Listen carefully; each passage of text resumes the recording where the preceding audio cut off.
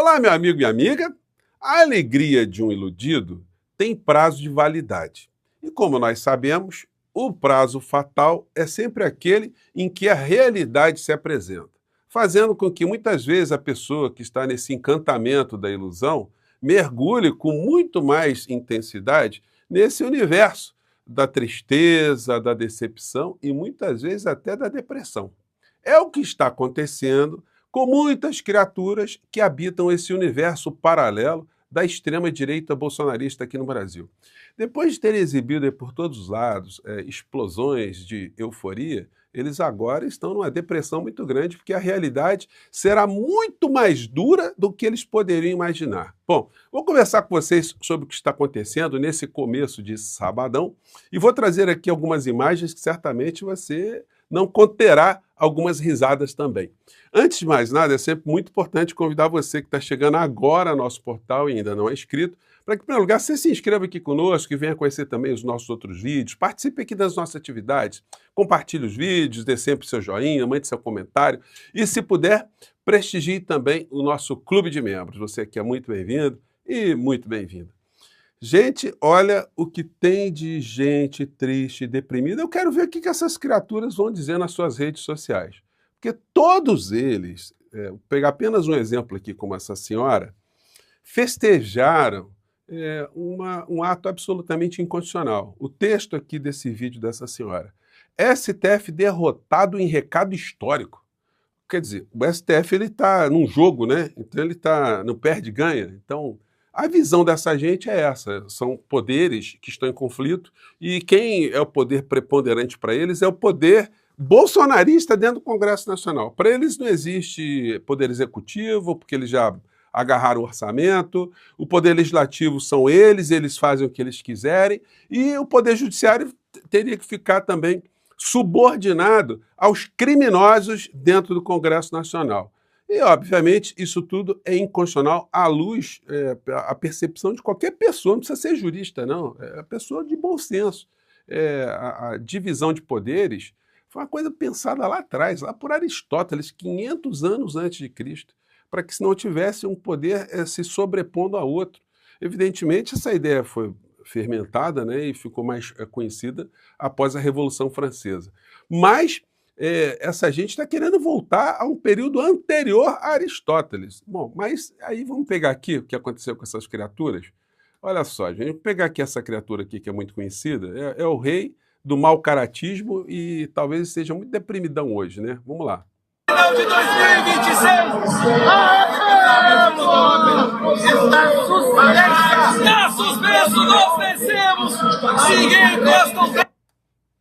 Ninguém encosta o dedo no Bolsonaro, acabou. Vai, criatura. Eu estava vendo isso, né? Eu comentei aqui com vocês, olha, esse troço não vai durar muito. Vamos pegar outro trecho aqui dessa gente aí. Desse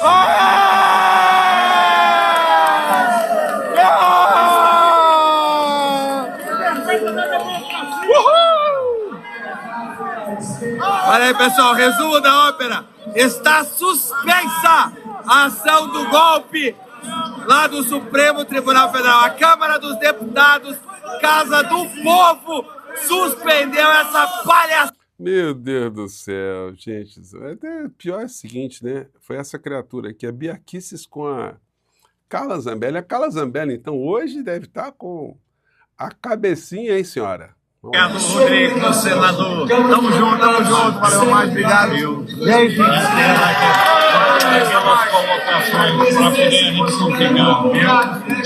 Gente, que emoção, né, Carla? Parabéns pra você. Aí a Carla Zambelli, né? Não, todo mundo é eufórico, as redes sociais da extrema-direita bombando por todos os lados. Aí vem a pancada, né? STF mantém ação contra a ramagem e derruba a decisão que beneficiaria Bolsonaro. O ministro Flávio Dino deu um voto, que foi um voto, eu vou tentar trazer para vocês aqui, eu não consegui ainda, mas eu peguei já uns trechos. É uma aula, né? Mostrando o que é uma democracia, por que existe a divisão de poderes, por que um poder não pode se sobrepor ao outro, por que a Câmara dos Deputados não pode ser um covil de bandidos, um morcrim. E, ao contrário do que essa gente estava pensando, os processos no Supremo Tribunal Federal vão andar com muito mais rigidez. Por quê? Porque todos os ministros, com exceção, imagino, do Cássio nem tanto, mas o André Mendonça, eles estão percebendo que, se esse troço avançasse, o Supremo Tribunal Federal se converteria numa corte inútil. Ela não guardaria mais a Constituição. Ela seria apenas um fantoche que teria todas as suas decisões sob o crivo revisor de um poder que não tem o poder para aquilo, que é o poder legislativo, a Câmara e o Senado. Então, a situação que foi colocada está provocando agora para essas criaturas uma depressão muito grande. E me lembrei o seguinte, quando eu vi essa história, depois de ver essa euforia toda, desse menino aqui, que já deve ser um rapazão hoje, né? Porque esse vídeo aqui já tem alguns anos. Deixa eu ver se está aqui. Sai aqui. Isso aqui foi o seguinte, deixa eu sair aqui da frente. Foi uma brincadeira que o mais velho aqui, o garoto mais velho, ele postou para que o menino não desse algumas risadas. Mas o menino não aguentou, né? Deixa eu diminuir aqui, acho que fica melhor para a gente ver, né? O menino não aguentou. Então você conhece certamente o que aconteceu. E essa risada foi que ficou na minha cabeça o tempo todo, quando eu vi as imagens dessa extrema-direita no Congresso Nacional. Vamos ver se você não sabe o que eu estou falando. Você vai saber agora.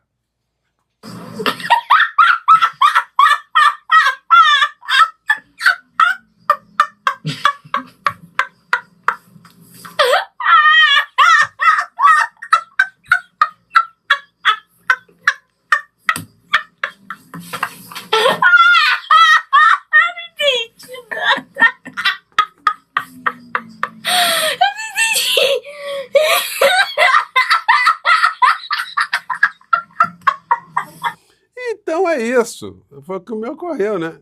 Enfim, hoje nós estamos assim, nós que estamos enxergando a realidade, temos o direito de rirmos dessas criaturas, né? Vamos pular aqui de assunto, porque tem coisas que merecem um foco especial. Lula em Moscou, o dia da infâmia. Os jornalões continuam a bater no Lula em função do Lula ter ido lá na comemoração do fim da Segunda Guerra Mundial, promovida pelo governo russo, pelo Putin. A matéria aqui do Globo Editorial. Lula trai memória da Segunda Guerra ao celebrar a vitória com Putin. Lula em Moscou, o dia da infâmia. Seguinte, os mesmos jornalões que estão fazendo olas da democracia foram os que apoiaram a ditadura militar aqui no nosso país de uma forma descarada, de uma forma concreta. Então, eles agora são árbitros do que o chefe de Estado do nosso país deve fazer ou não deve fazer. Gente, se o Lula não vai para essa comemoração, para esse festejo, qual é o recado que passa para o mundo inteiro? Que nós estamos alinhados com os Estados Unidos. Nós agora somos satélites mesmo, descarados. Qualquer governante progressista aqui no nosso país, não precisa nem ser de esquerda, progressista, que zele pela independência, pela soberania do nosso país, teria que ir para essa cerimônia justamente para mostrar que nós conversamos com todos os países, nós estamos interessados no bem-estar do povo brasileiro. Se a gente puder ajudar o mundo a ficar melhor, melhor ainda, né? Então, esses jornais, eles silenciam, né? Silenciaram. Quando, por exemplo, o Bolsonaro teve lá, logo no começo do conflito, e falou coisas como essa aqui, ó. Olha só a solidariedade aqui, ó. Somos solidários à Rússia. Мы испытываем чувство солидарности с Россией. Muito a colaborar em várias áreas. У нас имеются хорошие перспективы для сотрудничества в разных областях. Defesa, petróleo e gás. O Bolsonaro está dizendo que o Brasil estava disposto a colaborar na defesa da Rússia, né?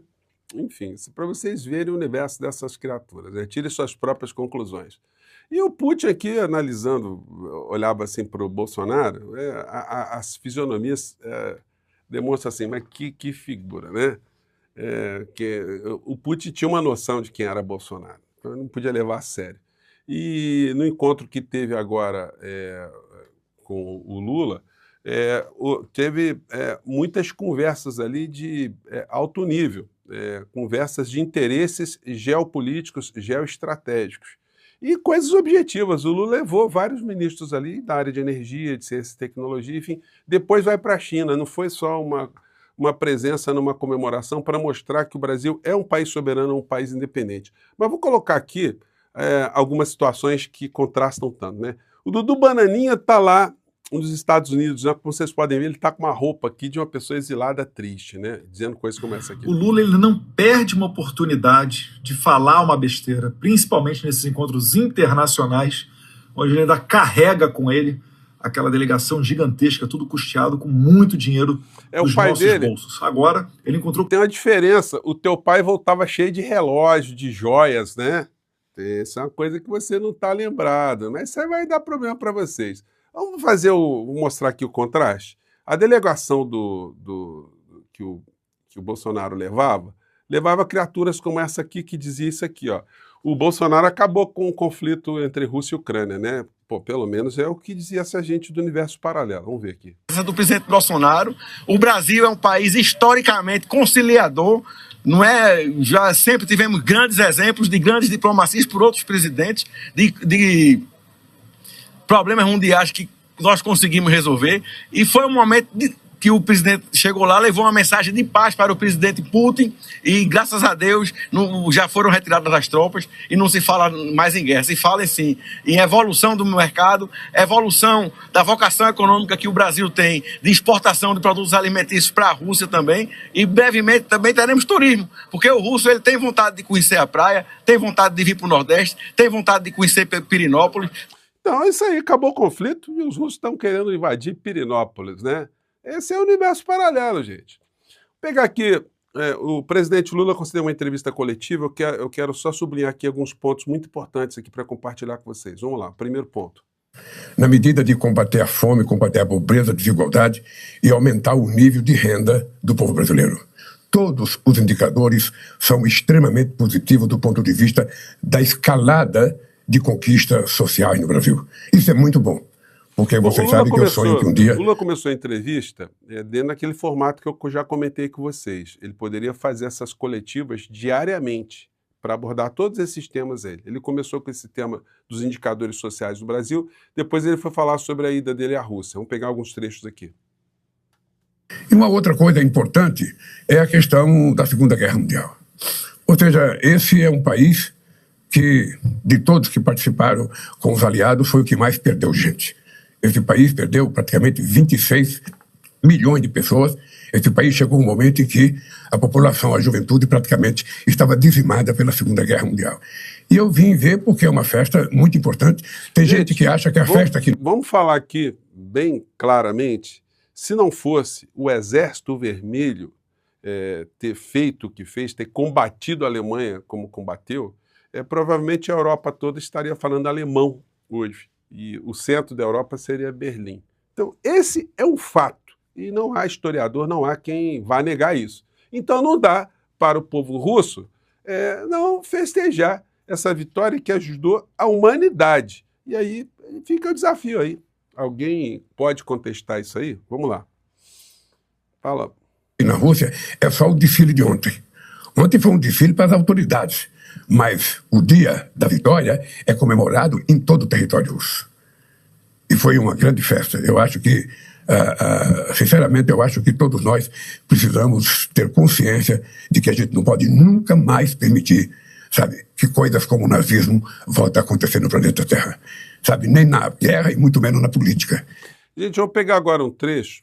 Nosso papo aqui ficou um pouquinho mais longo hoje, mas eu acho que é muito importante. Esse trecho aqui é muito importante porque o presidente do nosso país, assim que a gente tem que tratá-lo, falou coisas muito importantes. Gente, temos problemas internos aqui no Brasil, nós temos críticas a coisas do governo.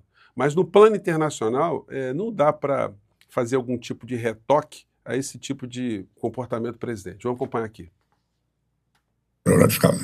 Feliz. É isso. Presidente Lula. Calma.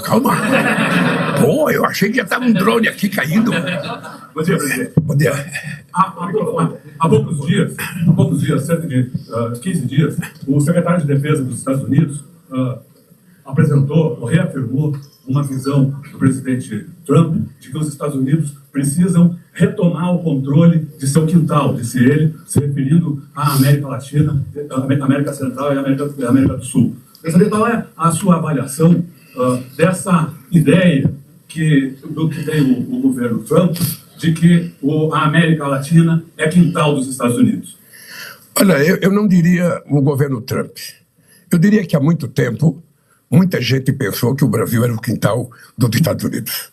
E o Brasil não é quintal, o Brasil é um país livre e soberano, com interesse soberano do seu povo, e que a gente quer tratar com muito respeito os Estados Unidos, porque temos 200 anos de relações diplomáticas e queremos ser tratados com muito respeito. O Brasil não quer ser melhor do que ninguém, mas o Brasil não aceita ser pior do que ninguém. O Brasil, no mínimo, quer ser tratado em igualdade de condições. Então, o Brasil quer ser tratado com muito respeito. Sabe? Nós temos um país muito grande, um país com 213 milhões de habitantes, um país com um povo muito generoso, mas um país com um povo que ama o seu país. Portanto, o Brasil não será quintal de ninguém, de nenhum. A fala do presidente da República é a fala de um presidente que zela, que impõe a soberania do nosso país, ou pelo menos respeita a soberania do nosso país e coloca isso. Agora, isso vai dar problemas para o presidente do nosso país, porque o recado de um país que quer ficar independente, que é respeitar o multilateralismo, isso contraria muitos interesses geopolíticos de outro lado, né? Vamos pegar aqui mais outro trecho muito importante. Vamos ver aqui. Pegar aqui. Boa. Isso aqui foi uma peça de propaganda política do Vladimir Putin. Sim, criticando a ida de Lula lá para os 80 anos do fim da guerra. O senhor acha que não há... O senhor contesta essa afirmação e não há um custo de imagem diplomático e de imagem pessoal até que o senhor se coloca e se dispõe a ser um negociador em relação à Ucrânia. E muita gente diz que essa participação no evento o descredenciaria como negociador justamente por estar muito voltado para um lado. Eu acho que seria muito mais fácil as pessoas terem um pensamento positivo do que um pensamento negativo. A Europa deveria estar festejando o dia de ontem. Porque quem estava em guerra era a Europa. A França deveria estar festejando.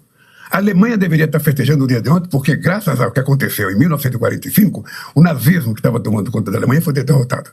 Então a Europa inteira deveria estar fazendo festa ontem. O dia da vitória contra o nazismo. Ou seja, eu não vejo qual é a crítica que se possa fazer, sabe, de um país que perdeu 26 milhões de jovens. Sabe a comemoração que foi feita? Eu não vejo porque, sabe, eu acho que o Brasil fez. E acho que a Itália vai fazer. Eu acho que é importante fazer, olha, exploração política. Se tudo for exploração política, você não pode fazer nada. A posição do Brasil, ela é muito, mas muito, muito sólida. Ou seja, independente de eu ter vindo aqui, independente de eu ir à China, independente de eu ir à Argentina, independente de eu ir a qualquer país, a nossa posição continua a mesma com aquilo que a gente pensa sobre a guerra da Ucrânia. Nós queremos paz. E discutimos ontem com o presidente Putin que nós queremos paz.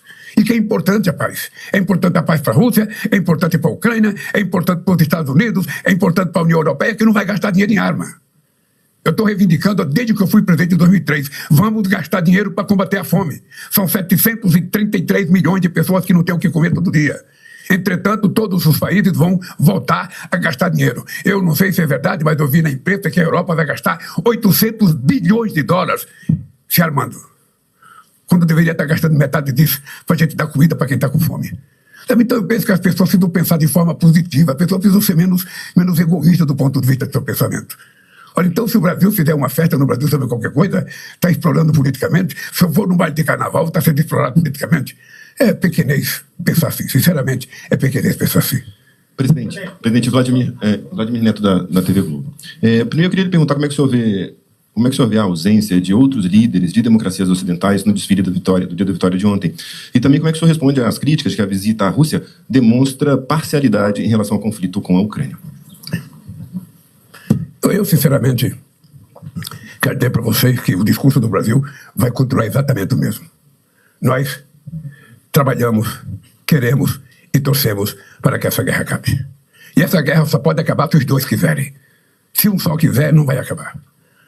Sabe? Então eu vou continuar trabalhando. O grupo de amigos do documento que China e Brasil assinaram continua intacto. Sabe? Se eu discutir com o Putin a questão da paz, eu vou discutir com o Xi Jinping a questão da paz, eu vou discutir com a França a questão da paz. Porque a única coisa que interessa nesse momento é discutir a volta à normalidade no mundo. Não é só aqui, é em faixa de Gaza também. Na faixa de Gaza. Aqui 2 estados estão em guerra. Na faixa de Gaza é um genocídio de um exército muito bem preparado contra mulheres e crianças, a pretexto de matar terroristas. Gente, então é isso. Nosso papo hoje ficou um pouco mais longo, né? Mas eu acho que deu para trazer muita informação também, né? Gente, eu fico por aqui, mais tarde a gente volta. Tchau!